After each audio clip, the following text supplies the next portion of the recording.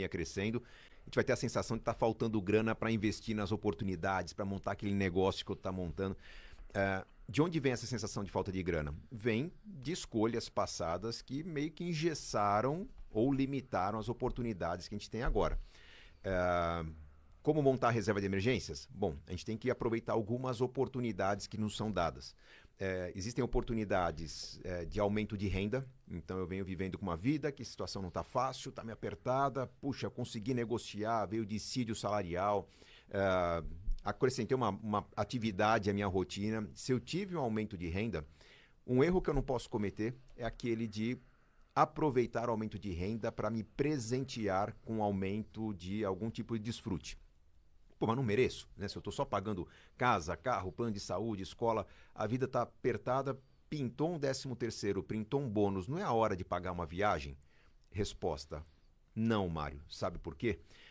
Porque esse tipo de privilégio é uma exceção na sua vida. A sua vida tem sido de acordar, comer, trabalhar, dormir, pagar contas e ver a inflação engolir aquilo que estava equilibrado.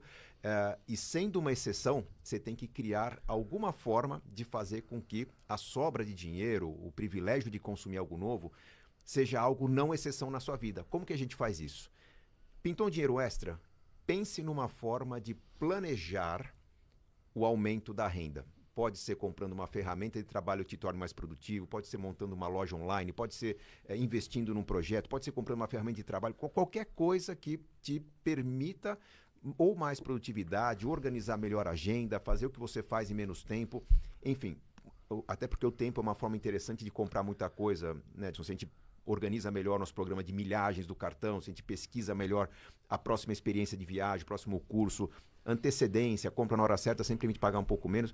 Mas enfim, quando você usa aquele recurso disponível, ou seja, você continua vivendo naquela escassez que você tinha sem desfrutar do dinheiro que você tinha, você está criando a oportunidade da sobra de dinheiro ser algo um pouco mais frequente na sua vida do que era. Eu tenho um livro, que eu adoro esse livro, ele não é tão conhecido porque eu escrevi junto com outro autor e a divulgação fica meio dividida, mas eu escrevi junto com o Christian Barbosa, o Mais Tempo, Mais Dinheiro. E lá eu falo exatamente isso. Se tempo e dinheiro são coisas escassas na sua vida, toda vez que sobra um tempinho para você, você não tem que descansar. Você tem que usar aquele tempo livre para organizar a sua agenda e planejar o que você vai fazer para que no próximo fim de semana você tenha a certeza de mais tempo de descanso. Ou usar o seu tempo livre para pensar numa forma de fazer mais dinheiro, porque tendo mais dinheiro você compra uma ferramenta de produtividade para fazer sobrar mais tempo, e quanto mais tempo você tem, mais se organiza para ter mais dinheiro, com mais dinheiro você compra mais ferramenta para ter mais tempo, uma coisa nutre a outra. Então o caminho é esse, Mário, você lidar primeiro com as situações em que o dinheiro entra. Se o dinheiro não está entrando, talvez mudar o estilo de vida. E aí também tem a questão da oportunidade. A pandemia nos obrigou a ajustar a nossa vida de uma maneira repentina, de forma muito uniforme para todo mundo. Alguns aproveitaram bem, usaram a desculpa da pandemia para mudar para um apartamento um pouco mais confortável, mas mais distante, que custa menos, fizeram aquela revisão no estilo de vida que há muito tempo faltava. Outros ficaram lamentando a dificuldade de conciliar home office com o custo alto que tinha, com a perda de renda. Quem se mobilizou, mudou. Quem não conseguiu se organizar, se endividou. Eu acho que em algum momento nós temos que na nossa vida parar e pensar. A vida traz muitas oportunidades para parar e pensar. Quando vai nascer um filho, quando o filho sai de casa, quando a gente se casa, quando muda de emprego, quando sai de férias e volta com a má notícia de que alguma coisa foi reorganizada na empresa, a gente perdeu o nosso emprego. Todas as situações que muita gente vê como uma situação de dificuldade, de peso, de adensamento do orçamento, é uma situação que a gente pode parar e pensar, cara, eu não vou tentar manter o orçamento que eu tinha. Acho que eu vou redesenhar meu orçamento para adotar um custo de vida mais leve, aumentar meu gasto com lazer, e com esse gasto com lazer, eu tenho um pouco mais de flexibilidade para lidar com o quê? Tanto com o aumento de preços que eu tenho na vida, quanto com os imprevistos. Previ poupar um certo valor. Acontece o imprevisto, eu não vou deixar de poupar, eu vou cancelar o lazer. Eu consigo dar uma certa blindada naqueles planos que eu fiz anteriormente. Essa é a pergunta que eu queria chegar para você, porque é muito fácil, e acho que vai até um tema que a gente reparou com as pessoas que a gente conversou se preparando para essa live, é muito comum a gente se viver de momento a momento. Então, tipo, tô pagando minhas contas, eu tô pagando, sei lá, a escola das crianças, eu tô pagando o meu aluguel, eu tô pagando o meu mercado, eu tô pagando tudo, e não tô passando, entre aspas, necessidade. Então, não preciso pensar na reserva de emergência porque eu não tô passando problema. Qual que é o maior risco que uma pessoa tem quando ela não constrói essa reserva de emergência?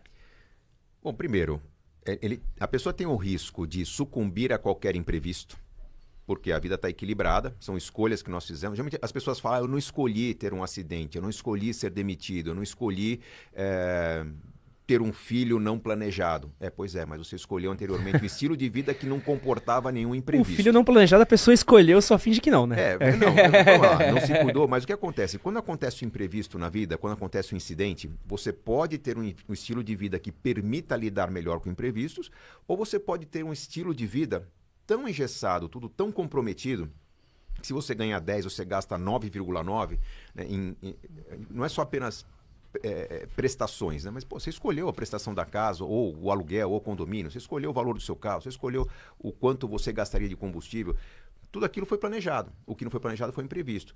Então, é muito importante entender que quando eu tenho um estilo de vida que permite comportar imprevistos, eu vou acomodar melhor esses imprevistos. Então, se eu decidir ter uma vida mais simples do que eu acredito que poderia pagar. Podia pagar um aluguel, digamos, de R$ 1.500, eu optei por um de R$ 1.200. Podia ter um carro de R$ 100 mil, eu optei por um carro de R$ 80 mil. Podia pagar, mas por que eu não estou pagando? Porque eu quero ter mais lazer, eu quero viajar com o carro, eu quero receber amigos em casa, eu quero sair de casa e ir para casa dos amigos. Esse estilo de vida com gasto de lazer, com menos gasto fixo e mais gasto variável, me permite acomodar, por exemplo, um acidente. Não sabia que numa promoção do trabalho eu teria que comprar minha própria ferramenta, que eu teria que mudar meu vestuário, né? É um acidente de percurso. Agora, você cancela o restaurante, a sair do cinema, o show que você ia, e passa 3 meses pagando essa adaptação. Então, um risco que as pessoas correm é o de não saber lidar com imprevistos.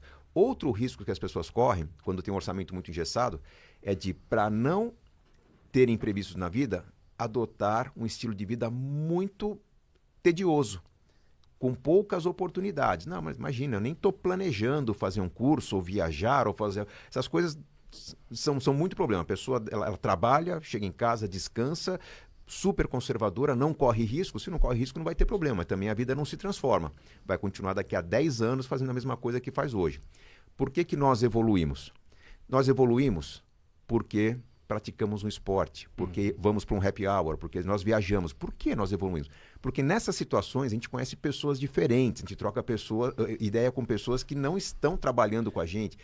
A gente desenvolve maneiras de pensar que não são aquelas maneiras viciosas do trabalho.